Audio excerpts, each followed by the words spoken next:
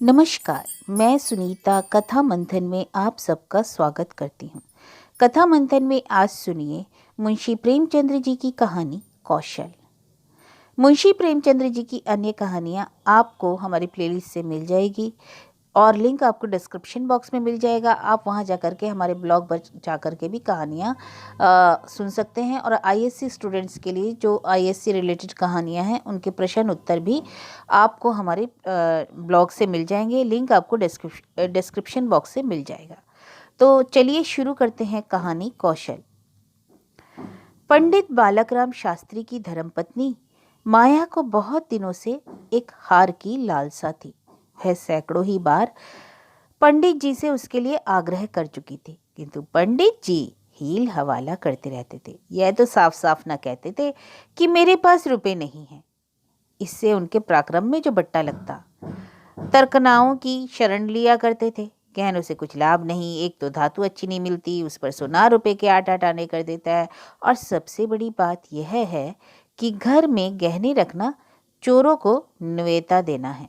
घड़ी भर सिंगार के लिए इतनी विपत्ति सिर पर लेना मूर्खों का ही तो काम है। बेचारी माया तर्कशास्त्र ना पड़ी थी। इन युक्तियों के सामने उसका जी ललचा ललचा कर रह जाता था। पर दुख कहे किससे। यदि पंडित जी ज्यादा मेहनत करने के योग्य होते तो वह मुश्किल आसान हो जाती, पर वे तो आलसी जीव थे। अधिकांश समय भोजन और विश्राम में व्यतीत किया करते थे। पत्नी जी की कटुक्तियां सुननी मंजूर थी, लेकिन निद्रा की मात्रा में कमी न करते थे।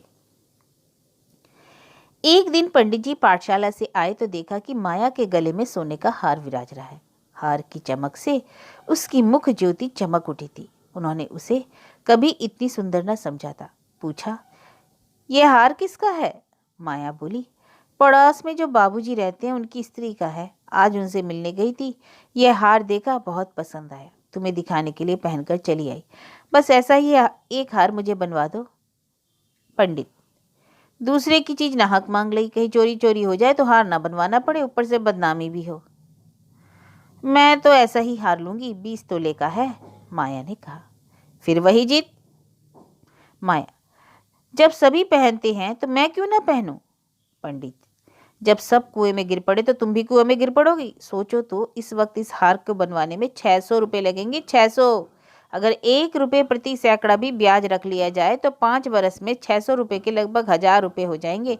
लेकिन 5 बरस में तुम्हारा यह हार मुश्किल से 300 रुपये का रह जाएगा।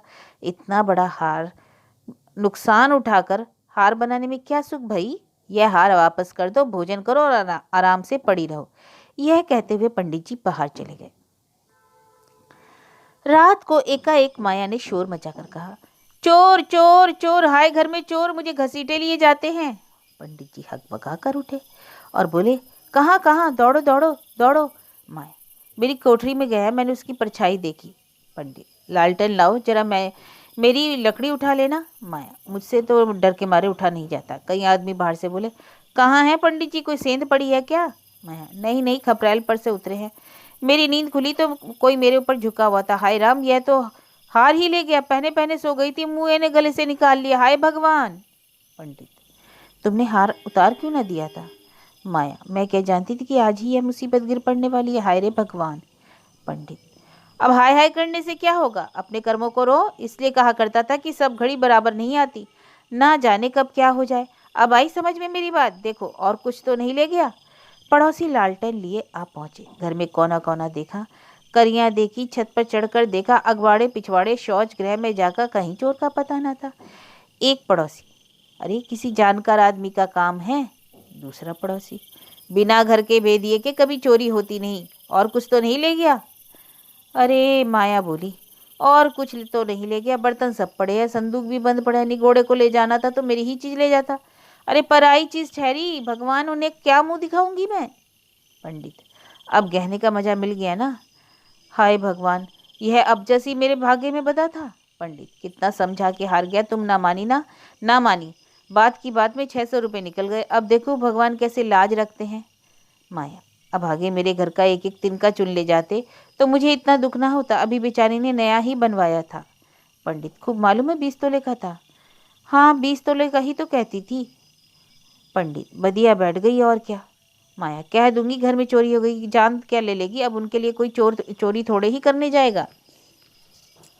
पंडित, तुम्हारे घर से चीज गई तो तुम्हें ही ना देनी पड़ेगी, उन्हें इससे क्या प्रयोजन कि चोर ले गया, तुम्हें उठाकर रख लिया, पतियाएगी नहीं। माया, तो इतने रुपए कहाँ से आएंगे। पंडित, कहीं ना कहीं से तो आएंगे, नहीं तो लाज कैसे रहेगी, मगर बड़ी भूल की तुमने। माया, भगवान से मंगनी की चीज भी ना देखी गई। मुझे काल ने घेरा था, नहीं तो घड़ी भर गले में डाल लेने से ऐसा कौन सा बड़ा सुख मिल गया। मैं ही हूँ अभागिनी। अब पछताने और अपने को कोसने से क्या फायदा, चुप ही बैठो। पड़ोसी से कह देना घबराओ नहीं, तुम्हारी चीज जब तक लौटा ना देंगी तब तक हमें चैन ना आवेगा। पंडित बालक राम को अब नित्य ही चिंता रहने लगी कि किस तरह हार बने। यूं अगर टाट उलट देते तो कोई बात ना थी, पड़ोसिन को संतोष ही करना पड़ता, ब्राह्मण से डांट कौन लेता। किंतु पंडित जी ब्राह्मणत्व के गौरव को इतने सस्ते दामों में न बेचना चाहते थे। आलस्य छोड़कर धनोपार्जन में दत्तचित हो गए। 6 महीने तक उन्होंने दिन को दिन और रात को रात नहीं जाना। दोपहर को सोना छोड़ दिया, रात को भी बहुत देर तक जागते। पहले केवल एक पाठशाला में पढ़ाया करते थे, इसके सिवा वह ब्राह्मण के लिए खुले हुए 101 व्यवसायों में सभी को निंदनीय समझते थे। पर अब पाठशाला से आकर संध्या समय एक जगह भागवत की कथा कहने जाते, वहां से लौटकर 11-12 बजे रात तक जन्म कुंडलियां, वर्षफल आदि बनाया करते। प्रातःकाल मंदिर में दुर्गा जी का पाठ करते। माया पंडित जी का अध्यवसाय देख देख कर कभी कभी पछताती कि कहाँ से कहाँ मैंने ये विपत्ति सर ले ली। कहीं बीमार ना पड़ जाए तो लेने के देने पड़े। उनका शरीर क्षीण होते देखकर उसे अब यह चिंता व्यतीत करने लगी कि यहाँ तक कि 5 महीने गुजर गए। एक दिन संध्या समय वह दिया बत्ती करने जा रही थी कि पंडित जी आए। जेब से पुड़िया निकालकर उसके सामने फेंक दी और बोले, लो, आज तुम्हारे ऋण से मुक्त हो गया। माया ने पुड़िया खोली तो उसमें सोने का हार था। उसकी चमक दमक, उसकी सुंदर बनावट देखकर उसके अंतस्थल में गुदगुदी सी होने लगी। मुख पर आनंद की आभा दौड़ गई। उसने कातर नेत्रों से देखकर पूछा, खुश होकर दे रहे हो या नाराज होकर। पंडित, इससे क्या मतलब, ऋण तो चुकाना ही पड़ेगा, चाहे खुशी से हो या ना खुशी से। माया, यह ऋण नहीं है तो और क्या है, बदला सही। माया, बदला भी नहीं है। पंडित, तो फिर क्या है। माया, तुम्हारी निशानी है। तो क्या ऋण के लिए कोई दूसरा हार बनवाना पड़ेगा।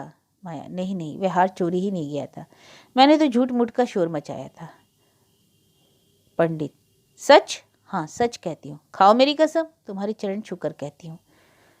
ओह, तो तुमने मुझसे कौशल किया था। हाँ, तुम्हें मालूम है तुम्हारे कौशल का मुझे क्या मूल्य देना पड़ा। माया, क्या 600 रुपये से ऊपर। पंडित, नहीं, बहुत ऊपर। इसके लिए मुझे अपना आत्म स्वतंत्र को बलिदान करना पड़ा।